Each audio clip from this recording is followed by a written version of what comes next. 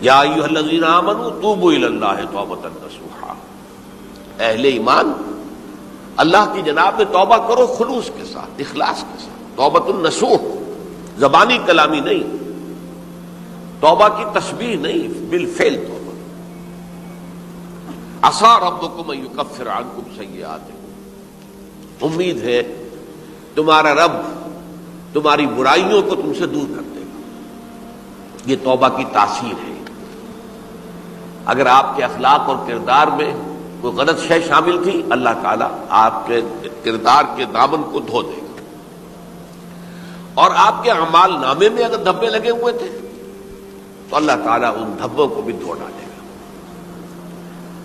عسیٰ ربکم ان یکفر عنکم سیئاتکم ویدخلکم جنات تجری من تحتہا الانہار، اور تمہیں داخل کرے گا ان باغات میں جن کے دامن میں ندیاں بہتی